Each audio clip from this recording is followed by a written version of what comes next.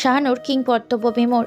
২৬ বছরের বড়সড় জীবনে বহু কিছুর অভিজ্ঞতা আছে ওর, থাকার মধ্যে কেবল ছিল না ব্যাস এই মুরব্বীদের মুখোমুখি হওয়ার অভিজ্ঞতা, সেটাও আবার প্রতিদ্বন্দ্বী হিসাবে। যদিও বাবাকে সবসময় সামাল দিতে হয়, কিন্তু তাকে তো ওর কোনো অংশের মুরব্বী বলে মনে হয় না। মনে মনে ভাবনা ভাবার পরপর এই বাবা ব্যাপারটাকেই আটকালো শাহানু। হুট করে ওর চোখে পড়লো সামনে থেকে ওর বাবা আরেকজন মাস বয়সী লোকের সাথে ওদের নিয়েই এগোচ্ছেন। বোঝাই যাচ্ছে তারাও সবে নামাজ পড়েই বেরিয়েছিল। আকস্মিকতায় পরিস্থিতি আরও করণীয় ও কোনোটাই শাহানুরের মাথায় ঢুকলো না। মুরব্বীদের একজন পুনরায় বলতে শুরু করলেন, এখানকার ছেলেগুলো এতই যে বেয়াদব হয়েছে না, পাড়ার এই তোমাদের মতো ছেলেপেলেদের জন্য আমরা নিজেদের ছেলেদেরও মানুষ করতে পারি না। তোমাদের মা বাবা তোমাদের শিক্ষা দিতে পারেনি, তার ফলটা ভোগ করতে হয় আমরা যারা ছেলেপেলেকে ভালোভাবে মানুষ করতে চাই তাদের বাসায়। ছেলেকে ঘিরে হওয়া সমাগর দেখে ততক্ষণে সারোয়ার হামিদ কাছে এসেছেন। মুরব্বীদের কথা পুরোটাই কানে গেল তার। লোক বলে চলেছে দেখে শানুর চোখ বন্ধ করে ঘাড় কিছুটা বাদিকে ঘুরালো। দুদণ্ড দাঁড়াতেই ঘটনার সবটা টের পেলেন সারোয়ার হামিদ। এমনিতেও ছেলের কর্মে ধরন সম্পর্কে অবগত তিনি। মুরব্বীর বলা শেষ হলে তিনি বেশ বিনীত কণ্ঠে বললেন, হোসেন ভাই, ও আমার ছেলে, বেখেয়ালে ভুল করে ফেলেছে, এবারের মতো ক্ষমা করে দিন। ভবিষ্যতে আর কখনো এ জাতীয় কিছু হবে না, আমি বলছি আপনাদের। শাহানু চোখ খুলল, তবে বাবার দিকে তাকালো না। এক সপ্তাহ এলাকায় আসা এমপি সারোয়ার হামিদকে এলাকার লোক চিনবে না এমনটা হওয়ার কথা না। শাহানু বুঝছে না লোকজন অবাক হয়ে থেমেছে নাকি ভয়। অবশ্য সেটা বোঝাচ্ছে ও করলো না। ব্যাস ভেতরে ভেতরে তীব্র জেদ অনুভব করলো। চোখ তুলে ভেতরে সবটুকু ক্ষোভ নিয়ে মাশফিকের দিকে তাকালো শাহানু। এই ঘটনার সে যে বেশ খুশি হয়েছে এটা তার চেহারার খুব স্পষ্টভাবে ফুটে উঠেছে। আদতেই খুশি হয়েছে মাশফিক। সারাদিন অফিসে কলুর বদলের মতো খেটে বাসায় ফিরছিল ও। এলাকার ঢুকতেই মাগরিব হওয়ায় দোকানে বাইক পার্ক করে নামাজে চলে গিয়েছিল। নামাজ শেষে ফেরার নিজের বাইকে এক অস্পষ্ট অবয়ব দেখেছিল মাশফিক। কিছুটা এগোতেই ধূসর টি শার্ট আর কালো ট্রাউজার পরিহিত সেই মানবের মুখ স্পষ্ট হয়ে উঠতেই আর মাশফিকের চল শক্ত হয়। সাধারণত মানুষ মানুষকে চেনে দুটো সম্পর্কে, অনুরাগী হলে নয়তো প্রতিদ্বন্দ্বী হলে। এওর এফএম এই কর্মরত মাশফিক রেডিও মস্তিষ্কর অনুরাগী তো না, তবু এই মুখ ওর পরিচিত, আর সেটা প্রতিদ্বন্দ্বী হিসাবেই। কেননা ওর বাইকে আরামে হেলান দিয়ে দাঁড়ানো মানুষটা আর অন্য কেউ না, রেডিও মস্তের জনপ্রিয় অনুষ্ঠান দ্য শায়নর শো উপস্থাপন আর যে শাহানু হামিদ। মাশফিক আর ৭-৫ ভাবিনি এটা সেই চ্যানেলের সেই অনুষ্ঠান যেটা ওর কর্মরত চ্যানেলকে ভরাডুবি করে রেখেছে। আর আজ সেই অনুষ্ঠানকে জনপ্রিয় করে তোলা রেডিও জকি ওর বাইকের সিট পুড়িয়েছে। হিংসের তোপে মাশফিকের কলিজা তো একটু বেশিই পোড়ার কথা। সে পোড়ার হৃদয়ে খট করেই ভাবনা এসেছিল আজকে শাহানুকে এই মুহূর্তে খুব সহজেই অপমান করা যায়, অপদস্থ করা যায়, এবং ঘটেছিল তাই। মূলত মুশফিকের সেই ভাবনায় বাস্তবায়িত হচ্ছিল। তখন পরিস্থিতি দেখে মোশাররফ তালুকদার চিন্তিত হলেন। এই সপ্তাহে পরিচয়ে শাহানুর হামিদের সাথে ভালো একটা সম্পর্ক হয়ে উঠেছিল তার। বাজার, নামাজ, চায়ের আড্ডায় প্রায়শই কথাবার্তা হতো তাদের, যার ফলে নিজের ছেলের বাইক পোড়ার সেই সারোয়ার হামিদের ছেলের অপমানটা পছন্দ হয়নি তার। ইতিমধ্যে লোকজন শাহানুকে ওর পরিবারে তুলেই অনেক কথা শুনিয়েও ফেলেছে। লোকমুখে আরও ঝামেলা চাচ্ছিলেন না উনি, তাই মাশফিকের চোখের ইশারায় বললেন বাইক নিয়ে চলে যেতে। তারপর পাশ থেকে সারোয়ার হামিদের কাঁধে হাত রেখে, ইটস ওকে হামিদ ভাই, বাসায় যান ছেলেকে নিয়ে। এখানে সবাই এভাবে দাঁড়িয়ে থাকলে বিষয়টা আরও বাজে দেখাচ্ছে। এখান শাহানুর এক পলক বাবার দিকে তাকালো। সারোয়ার হামিদ ওর দিকেই তাকিয়েছিলেন, চোখ শক্ত। এক মুহূর্ত না দাঁড়িয়ে হনহনিয়ে ওখান থেকে চলে এসেছিল শাহানু। সাথে নিয়ে এসেছিল মাশফিকের বিরুদ্ধে শরীরের রাগ, জেদ আর প্রতিশোধ পরায়ণতা। আর এই তিনে মিলে রাতে ঘুমাতেও পারেনি ও। একটুখানি চেষ্টা করতেও মাশফিক আর ওর গোটা পরিবারের খোঁজ পেয়ে যায়। পরদিন তালুকদার নিবাসের সামনে পৌঁছাতেই এটাও জানতে পারি তখন মাশফিকের একমাত্র বোনকে পাত্রপক্ষ দেখতে এসেছে। জনসম্মুখে হওয়া অপমানকে ফেরত দেওয়ার জন্য। শাওনের জন্য এর চেয়ে বড় সুযোগ আর কি হতো। মাশফিক ওর সাথে যে ঝামেলা করেছিল কোনো প্রয়োজন ছিল না তার। বাইকের সিট পোড়ানোর ভুলটা ওর ছিল, ওকে বলেই বিষয়টা সুন্দর মতো মেটাতে পারত সে। কিন্তু মাশফিক তালুকদার তো সেটা করেননি, উল্টো ঝামেলা তৈরি করেছে, সেটাও আবার কার সাথে, যে কিনা হিসাব মেটাতে সর্বোচ্চ আর সব করতে পারে। সেই শাহানুর হামিদের সাথে। ব্যাস, তারই প্রতিফলন ছিল। আর আজকের তালুকদার নিবাসের সম্বন্ধ সাক্ষাতে বিনা দাওয়াতে চলে যাওয়া আর খেয়ামত বাঁধিয়ে দেওয়া।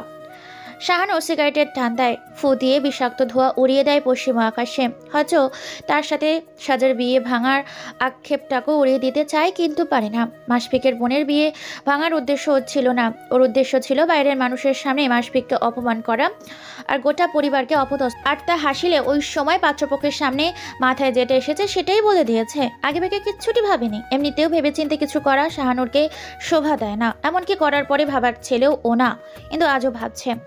তালুকদার নিবাস থেকে বেরিয়ে আসার সময় থেকেই প্রতি সেকেন্ডে নিজের করা কাজ নিয়ে ভাবছে। মেয়েটা বোবা, হয়তো বিয়েটা ওর জন্যই জরুরি ছিল, অথচ অপবাদ দিয়ে ও মেয়ের বিয়েটাই ভেঙে দিয়ে এসেছে। শাহানু পুরোনায় সিগারেট পুনরায় মুখে পড়ল। রুমের বিছানার উপর থাকা ফোনটা জ্বলছে, কিন্তু সে সাইলেন্ট ফোনের ভাইব্রেশন ব্যালকনিতে পৌঁছালো না। স্যান্ডো গেঞ্জি পরিহিত মানবের ডান হাতে সিগারেট ফুরিয়ে আসছে, বা হাতে ট্রাউজারের পকেটে গুজে সে দাঁড়িয়ে রইল চুপচাপ।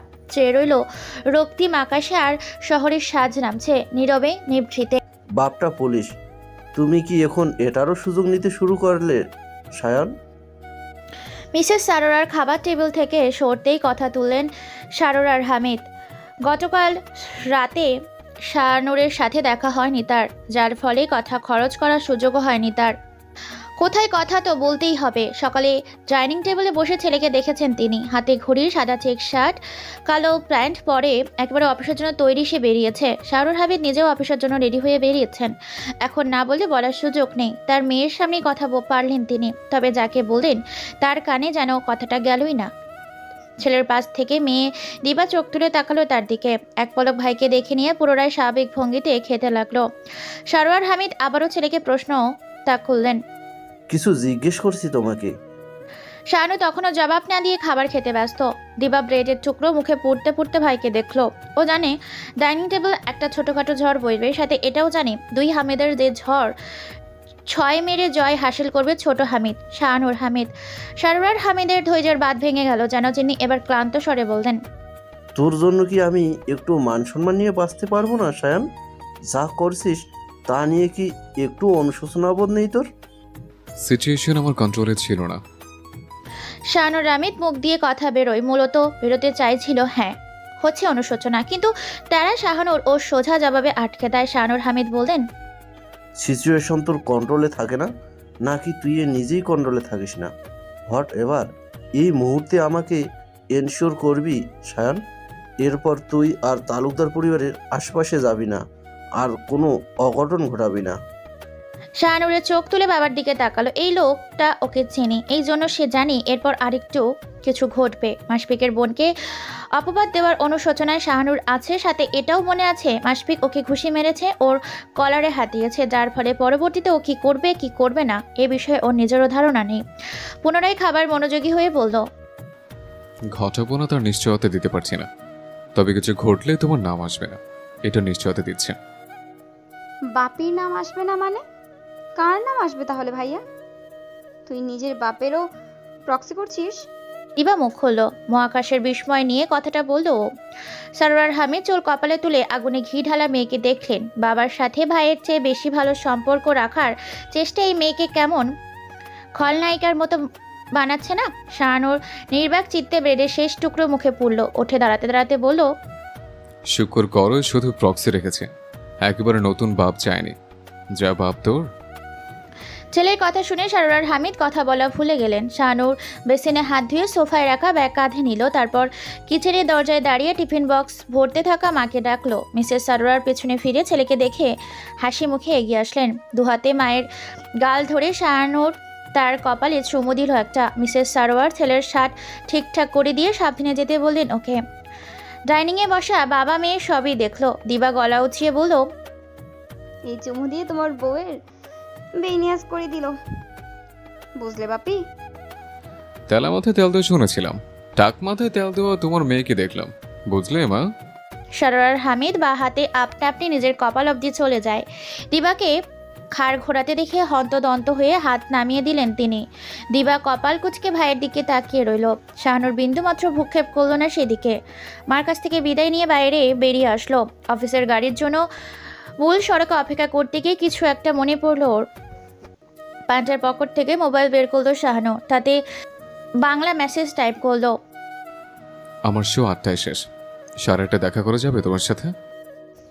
অভ্র আলমারির আয়নার সামনে দাঁড়িয়ে হাতে চিরুনিতে চুল উল্টাচ্ছে আর শীষ বাজাচ্ছে। উল্লালা, I love you my Sonia. এমনিতেও কলেজ যাবার আগ মুহূর্তে অভ্র একজন প্রচণ্ড রকমের ব্যস্ত মানুষ। নেভি ব্লু শার্ট আর কালো প্যান্টের কলেজের ড্রেসে নিজেকে হলিউডের নায়ক হিসেবে পেশ করার চেষ্টায় থাকে ওর। তার উপর আজকে আরেকটা বিশেষ কারণ আছে। চুল আছড়ে নিজের থুতনি ধরে আয়নায় চেহারা দুপাশ দেখলো অভ্র, অতপর খুশি হয়ে শার্টের বড় হাতাটা ভাঁজ করে ঠিক করতে লাগলো। তখন শেষ বাজিয়ে সুর তুলছে। হ্যালো বন্ধুরা, যদি আপনারা আমাদের চ্যানেলে নতুন হয়ে থাকেন, ভিডিওর নিচে থাকা সাবস্ক্রাইব অপশানটায় ক্লিক করে আমাদের চ্যানেলটিকে সাবস্ক্রাইব করে পাশে থাকা বেল আইকনটা অল করে দেবেন পরবর্তী পর্বগুলো দেখার জন্য। ধন্যবাদ। চাই না মে তুমি অন্য কারো হও। আর সেই সুরের মাঝে হঠাৎ কাঁচ ভাঙা আওয়াজ। অভ্র থেমে যায়, রোবটের মতো ঘাড় ঘুরিয়ে পাশের সেন্টার টেবিলের দিকে তাকালো। কাঙ্ক্ষিত জিনিসটা সেখানে না দেখে কাঁদো কাঁদোভাবে তাকায় মেঝের দিকে। কয়েক টুকরো হয়ে থাকা পারফিউমের কাচের বোতলটা দেখে কাঁদো কাঁদো ভাব কান্নায় পরিণত হতে চায়। হুড় মুড়িয়ে মেঝেতে বসে পড়ে অভ্র। ওর কানে আসে এক সুমিষ্ট মাসুম আওয়াজ, মিয়াও। সুজির বাচ্চা। আর্তনাদ করে ভাঙা পারফিউমের বোতল হাতে তুলল অভ্র। পারফিউমটা ওর না, মাশফিকের। প্রতিবার মাশফিক নতুন একটা পারফিউম আনবার অভ্র সেটাই পছন্দ হবে। মাশফিক নিজের জিনিস শেয়ার করাটা খুব একটা পছন্দ করে না, এর জন্য সবসময় দুটো করে পারফিউম কেনে, একটা ওর আর একটা অভ্রের। কিন্তু সমস্যা হয় অন্যত্র। মাশফিকের পারফিউমটা শেষ হবার বহু আগেই অভ্র নিজেরটা শেষ করে ফেলে। আর এত আগেই পারফিউম কি করে শেষ হয় এ নিয়ে মাশফিক কয়েকবার ছেড়েছে ওকে। তারপর থেকে অভ্র আর পারফিউমের শেষ হয়ে গেলে ভাইকে জানায় না, লুকিয়ে চড়িয়ে ভাইটার ব্যবহার করে। আজকেও মাশফিকের অফিসের জন্য বেরিয়ে যাবার পর ওর ঘর থেকে পারফিউম নিয়ে এসেছে অভ্র। আর সেটাই এখন সাজের মহামান্য বিড়াল ভেঙে ফেলেছে। ভাইয়ের রাগ কল্পনা করে অভ্র সুজির দিকে ক্ষেপে তাকালো, চেঁচিয়ে বলল, আমার বোন তোকে এই জন্য খাওয়ায় পড়ায় যাতে তুই আমার এমন সর্বনাশ করতে পারিস? বড় সড়ো চোখের সুজি চুপচাপ বসে অভ্রের মুখের দিকে তাকিয়ে রইল। সে ছেলের সেট করা চুলগুলো আঙুলে উল্টে ধরে ঠোঁট কামড়ে মেঝে বসে আছে। সাজ তখনই ভাইকে খেতে ডাকার জন্য ঘরে ঢুকলো, আর ভেতরে আসতেই বুঝলো এখানে কি ঘটেছে। হতাশ হয়ে কপাল চাপড়ালো সাজ। তারপর এগিয়ে এসে দুই হাঁটু মেঝেতে বসে ভাইয়ের চেহারাটায় উকি দিল। অভ্র মাথা তুলল, বাচ্চাদের মতো কান্নার ভাব করে বলল, দেখ আপুই, তোর বিড়ালের কাজ দেখ। সাজ নড়ে চড়ে নিজেকে প্রস্তুত করে ফেললো। সুজির দিকে আঙুল তুলে ধমকে বোঝালো, তারপর ভাইয়ের দিকে তাকিয়ে নিজেও গাল ফুলিয়ে হাতের ইশারায় বলল, বকে দিয়েছি সুজিকে, ও আর এমন করবে না। এমন করবে না ঠিক আছে, কিন্তু ভাইয়াকে কি বলবো আমি? আজকে ভাইয়া এসে আমাকে বাসা থেকে বের করে দিবে দেখিস। ইস, কে বাসা থেকে বের করে দেবে? আমার ভাইকে বাসা থেকে বের করে দেবে এমন সাধ্য কার আছে? আচ্ছা নাকি কারো? বকে দেবো না আমি তাকে? অভ্রের থুতনি ধরে আত্মবিশ্বাসের সাথে বোঝালো সাজ। অভ্র কিছুটা আশ্বস্ত হয়। মাশফিককে সামলাতে মোশারেক তালুকদার আর মিসেস আসিফ তালুকদার সবাই মোটামুটি হিমশিম খায়। ব্যাস, সাজ কখনো হার মানে না, হয় যুক্তিতে নয় আবেগ দিয়ে সাজ ওকে থামিয়েই দেয়। স্বাভাবিক হয়ে উঠে দাঁড়ায় অভ্র, ভাব নিয়ে বলল, ওকে, মনে থাকে যেন। ভাইয়াকে বলবি সুজি এটা ওর রুমের ড্রেসিং টেবিলের উপর থেকে ফেলে দিয়ে ভেঙেছে, আমি এইসবের কিছু জানি না। ঠোঁট টিপে হেসে সুজিকে কোলে নিয়ে উঠে দাঁড়ায় সাজ। তারপর কপাল কুঁচকে কিছু একটা না বোঝার মতো বোঝালো, কেন মিথ্যে কেন বলবো? এটা তো তোর ঘরে ভেঙেছে। বলবি একটু, এটা বললে কি সমস্যা? বলার কিছু ছিল না অভ্রের, উল্টো প্রশ্ন ছুড়ে দেয়। 1 সেকেন্ডও দাঁড়ালো না ওর, আসছি মা বলে ছুট লাগালো। অথচ ওকে কেউ ডাকেইনি। মিসেস মোশাররফ সাজকেই পাঠিয়েছিল ডাকার জন্য। ও রুমের বাইরে পা ফেলতেই হেসে ফেলল সাজ। মাথা দুলিয়ে সুজির গায়ে হাত বুলাতে বুলাতে বেরিয়ে আসলো অভ্রের রুম থেকে। নিজের রুম এসে সুজিকে নামিয়ে দিয়ে সাজ ইয়া বড় বুক শেল্ফের দিকে এগিল। বাদামি রাঙা পার্সিয়াল বিড়ালটা ছাড় পেয়ে সামনের দুপা টান টান করে আগের শরীরের সবটুকু আর ছাড়লো। তারপর হেলে দুলে এগোলো ব্যালকনির দিকে। সাজের ঘরে সকালের সবটুকু রোদ আসে। পূর্বের আকাশের ঝলমলে আলো ব্যালকনি পেরিয়ে এই ঘরে মেঝে জুড়ে থাকে।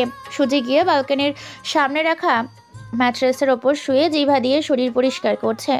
তারপর দরজায় টানানো ম্যানিপাল্টের গাছগুলোর হেলতে দুলতে থাকা খেলতে লাগলো। বুকশপ থেকে বই খুঁজে টেবিলে রাখতে রাখতে সুজিকে দেখেছিল সাজ। 4-5টা বেশ মোটা সোটা বই টেবিলে রেখে হাতের আঙুলে তুড়ি বাজায় ও। সুজি তৎক্ষণাৎ ওর দিকে চায়। সাজ বই দু হাতে তুলতে তুলতে মাথার ইশারায় বোঝালো। চল বের হই। তারকদার নিবাসে বাকি সব সদস্যের মতো সুজিও সাজের বাসা ধরে ফেলে। লেজ নাড়তে নাড়তে ও সাজের পেছন পেছন রওনা দেয়। ডাইনিংয়ে এসে বাবা, ছোট ভাই, চাচাকে খেতে দেখলো সাজ। ওকে বই হাতে দেখে আশফিক তালুকদার বিস্ময়ে বললেন, এগুলো পড়া শেষ? হাসি মুখে এসে বইগুলো টেবিলে রাখলো সাজ। বা ঝাঁকিয়ে বোঝালো, অনেক আগেই। লাইব্রেরিতে দিতে যাচ্ছ? বাবার প্রশ্নে সাজ মাথা উপর নিচ করে খেতে বসে গেল। মোশাররফ তালুকদার মৃদু হাসলেন। সাজের বই পড়ার স্বভাবটা তার মতো। ছোটবেলায় তিনিও বই পড়তেন, অনেক ভালোবাসতেন। তার দাদা নিজস্ব বইয়ের দোকান ছিল। ক্লাস 10 অবধি দাদার দোকানে বসে কত কত বই পড়েছেন তিনি, সেই হিসাব তার নিজের কাছেও নেই। দাদার স্মৃতি হিসেবে তার দোকানটাকে বর্তমানে গণগ্রন্থাগার বানিয়ে দিয়েছেন মোশাররফ তালুকদার। বাবার মতো সাজের ছোট থেকেই বইয়ের প্রতি ঝোঁক। বই কেনার জন্য আসিফ তালুকদারের দোকান, আর পড়া শেষ হলে এক এক এলাকার গ্রন্থাগারে এই ক্রমেই চলছে ওই বই পড়া। কতদিনের ঘটনার রেশ সাজের মাঝে নেই দেখে খুশি হলো তালুকদার পরিবার। কিচেন থেকে মিসেস মোশাররফ স্বস্তির শ্বাস ফেললেন, কল লাগালেন মাশফিককে। এই ছেলে সকালে সাজের সাথে দেখা করেই গেছে, তবুও অফিসে গিয়ে বোনের খবর জানতে চাইছিল। সাজ খেতে খেতে পাশের অভ্রের দিকে তাকালো। সে খাবার বাদ দিয়ে সুজির দিকে তাকিয়ে কোনোই দিয়ে ভাইকে গুঁতা দিল সাজ। ইশারায় শুধালো, কি হয়েছে? আমি যেটা বলছি তুমি ভাইয়াকে সেটা বলবে তো আপুই। ভাইয়ের দিকে নিরস দৃষ্টিতে তাকিয়ে রইল সাজ। মাশফিকের ভয়ে অভ্র ওর ওপরেই সন্ধিয়ান। ছোট একটা দম ফেলে বোঝালো, যদি তুই কলেজে যাওয়ার সময় আমাকে লাইব্রেরিতে দিয়ে যাস তো। তোর বড় ভাই না বাইক নিয়ে উড়ে, তুই ওর বাইকে যাওয়ার বায়না করতে পারিস না? আমার বেচারা সাইকেলের উপর অত্যাচার করতে চাস কেন? চোখ ছোট ছোট করে তাকালো সাজ। অভ্র আচকায় আমতা আমতা করে বলে, তুই আমার বোন, হাড্ডিসার মানুষ, তোকে তাও মানা যায়, কিন্তু তোর ওই কয়েক টনের ভুটকি বিড়াল এটা কেন? এটাকে নিলে আমার সাইকেল ভেঙে যাবে না? বোনের চোখকে প্রসারিত হতে দেখলো অভ্র। সাজ বেশ বুঝলো এবার সমস্যাটা কোথায়। পারফিউমের বোতল ভেঙে বিপদে ফেলে দেওয়ার সুজিকে আর দেখতে পারছে না এই ছেলে। অভ্র উল্টো দিকে ঘাড় ঘুরিয়ে সুজির দিকে তাকালো এবার। সুজি এতক্ষণ 4 পার ওপর দিকে শুয়ে বেশ আয়েসে 2 পায়ে মুখ ঘষছিল, কিন্তু অভ্রের কথায় ওভাবেই আটক পড়েছে ও, যেন ওর মাথায় আকাশ ভেঙে পড়েছে। অভ্র বিড়বিড়িয়ে বলল, দেখ দেখ কি নাটক করছে দেখ, যেন আমি ওকে বাংলা সিনেমার মতো এক কাপড়ে তালুকদার নিবাস থেকে বেরিয়ে যেতে বলছি। খাওয়া শেষ কর অভ্র, দেরি হচ্ছে তোর। সাজ তুইও খা, অভ্র নিয়ে যাবে তোকে। আসিফ খাওয়া শেষ করে উঠে গেল। মিসেস মোশাররফ কিছু খাবার পাঠিয়ে দিলেন ওর হাতে। আসিফ স্ত্রী শাহানাকে নিয়ে ওপর তলায় থাকে। অন্তঃসত্ত্বা হওয়ায় ডাক্তারের কথা মতো শাহানা নিচতলায় যাতায়াত কমিয়ে দিয়েছে। অভ্র খাওয়া শেষে রুম থেকে ব্যাগ নিয়ে বেরোলো। ডাইনিং টেবিল থেকে বোনের বই হাতে নিতেই দেখে শ্বাস সুজিকে কোলে নিয়ে দাঁড়ালো। অভ্র অনুরোধের স্বরে বলল, এটা না নিলে হয় না আপুই? মাথা ডানে বামে জোরালো নাড়ালো। না, বোঝালো সাজ। উপায় ছিল না অভ্রের। বাসার বাইরে বেরিয়ে সাইকেলে ব্যাগ রেখে বোনের বইগুলো ঢোকাতে যাচ্ছিল ও। সাজ থামিয়ে দিল ওকে। অভ্র ভুরু কুচকায়। অতপর বোন ওকে যা করতে বলল তা শুনে ও মনে হলো এ জীবনে সবটুকু সুখ হারিয়ে গেছে। কিসের বিশেষ দিন? এর চেয়ে আজ ওর কলেজে না যাওয়াই বোধহয় ভালো ছিল। তালুকদার নিবাস থেকে একটা সাদা গাঢ় নীল মিশালের সাইকেল বের হয়। পিছন সিটের সাজ, একদিকে 2 পা ঝুলিয়ে বসা। ওর কোলে মোটা মোটা বইগুলো, হাসি মুখ। সামনে সাইকেল চালক অভ্র। ওর বুকের দিকে কলেজ ব্যাগ, আর ব্যাগের খোলা চেনের ভেতর বসা সুজি। ব্যাগের চেন 2 হাতে ধরে বসা সুজির ভাবসাব বোঝা যাচ্ছে না, তবে অভ্রের মুখের দিকে তাকানোও যাচ্ছে না। ভেতরের চাপা কষ্ট ওর চেহারাতে স্পষ্ট। আসরে কষ্টের নাম প্রেমিকের বদলে বিড়ালের বুকে জড়িয়ে সাইকেল চালানো।